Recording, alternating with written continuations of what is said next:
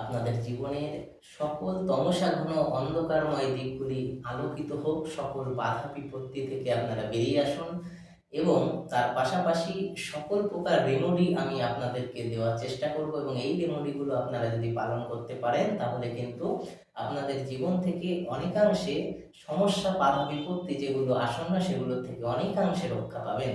তো শুরু করছি আজকের এই বিশেষ স্পেশাল এপিসোডটি হচ্ছে অবশ্যই শ্রীকৃষ্ণের রাসযাত্রা নিয়ে।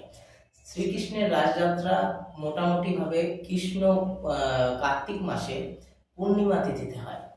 শ্রীকৃষ্ণের রাসযাত্রা কার্তিক মাসের পূর্ণিমা তিথিতে হয়। 2025 সালের রাসযাত্রা সেটি হবে 18ই কার্তিক বুধবার 5ই নভেম্বর রাত্রি 7টা 8 মিনিট পর্যন্ত এই পূর্ণিমা থাকবে।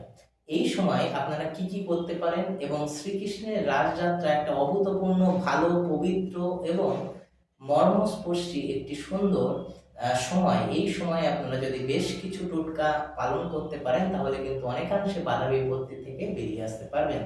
প্রথম কথা যেটা বলবো, এই রাসযাত্রার যে পূর্ণিমা তিথি, এই পূর্ণিমা তিথিতে অর্থাৎ বুধবারে আপনারা রাতে যদি সম্ভব হয় ঘিয়ের প্রদীপ দক্ষিণমুখী করে রাখবেন।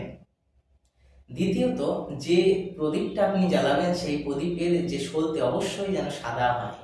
তৃতীয়ত, ঘরে পারলে যদি বাইরে তুলসী বৃক্ষ থাকে সেই তুলসী বৃক্ষের কাছেও একটি প্রদীপ জ্বালান, অবশ্যই ঘিয়ের প্রদীপ। এবং পরবর্তীতে যেটি বলবো, অনেকের কিন্তু গোমতী চক্র বা এটা যদি না পান তাহলে শঙ্খ, এই শঙ্খ কিনে আনুন, খুব পবিত্র, খুব ভালো এবং খুব পজিটিভ এনার্জি বাহক। সর্বশেষ যেটা বলবো, এই দিন পূর্ণিমার রাত্রে শ্রীকৃষ্ণকে এবং রাধাকে কি দেবেন?